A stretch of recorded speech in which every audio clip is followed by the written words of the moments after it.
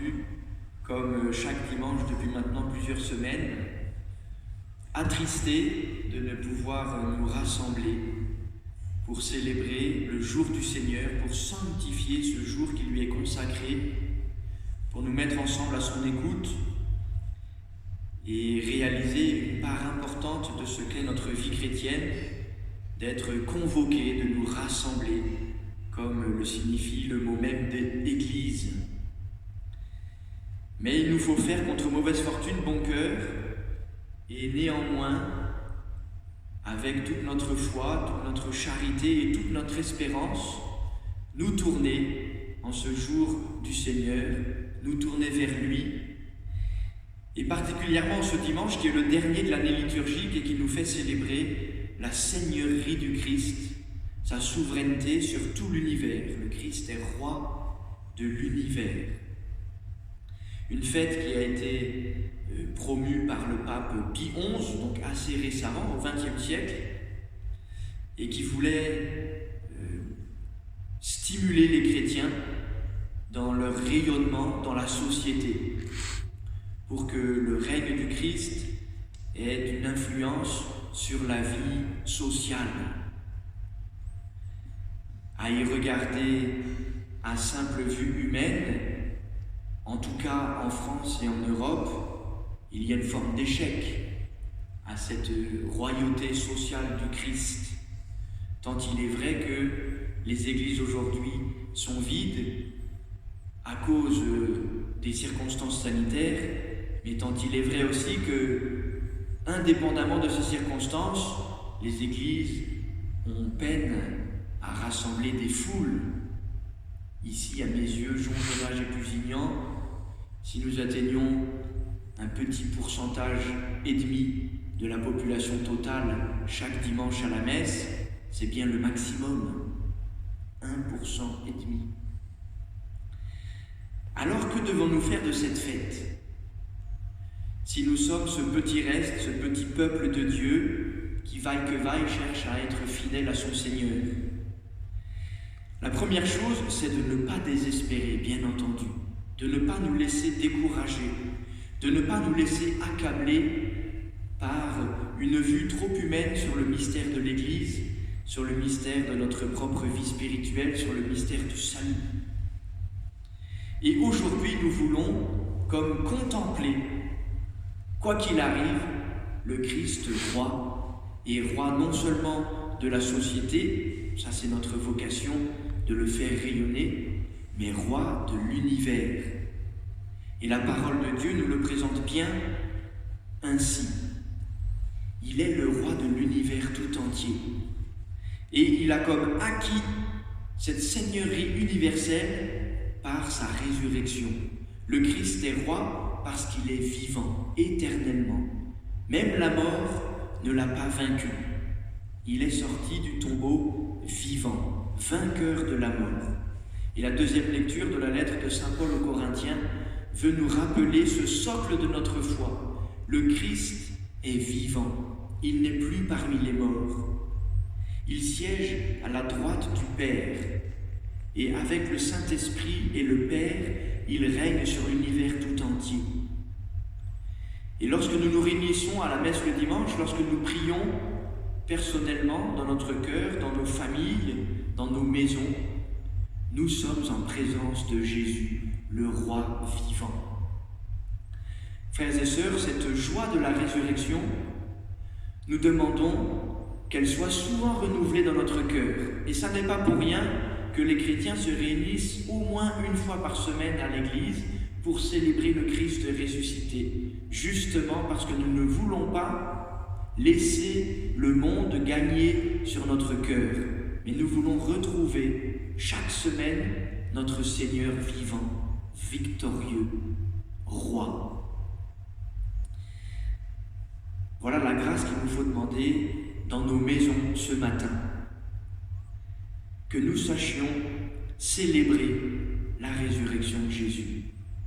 Allumez une bougie, dites à notre Père en famille, prenez le temps de la Lectio Divina, stimulez-vous dans la charité. Bref, cherchez le Christ. cherchez à le rencontrer, cherchez à le faire vivre dans vos cœurs. La deuxième grâce qu'il nous faut demander en ce dimanche du Christ, roi de l'univers, c'est de redécouvrir combien le Seigneur est roi parce qu'il est non seulement Seigneur de l'univers, vainqueur de la mort, mais parce qu'il est notre pasteur.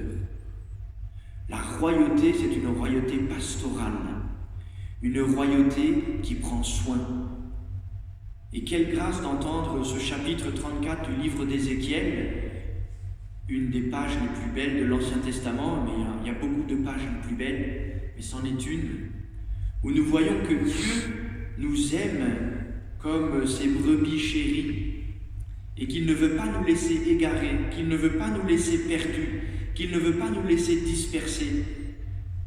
Frères et sœurs, nous sommes affligés par l'interdiction sanitaire de nous rencontrer, de nous rassembler, mais le Seigneur ne nous oublie pas. Nous restons dans son cœur.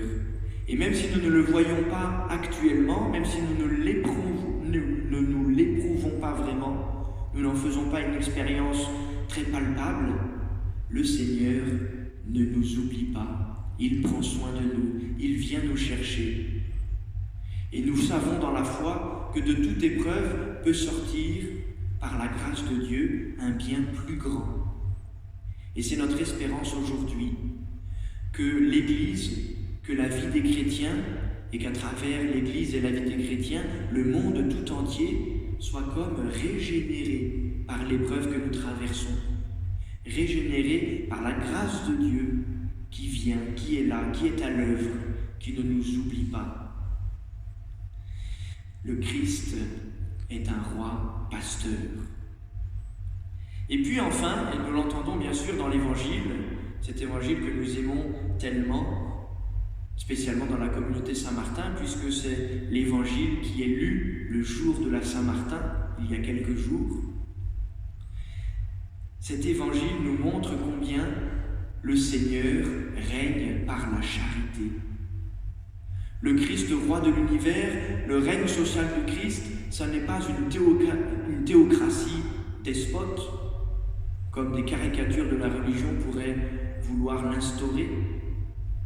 Le règne du Christ est un règne de charité et un règne qui se partage, puisque le Seigneur, quand il viendra dans sa gloire, viendra nous juger sur la charité, tant il est vrai qu'il veut que nous communions à son cœur pastoral, à sa charité pastorale.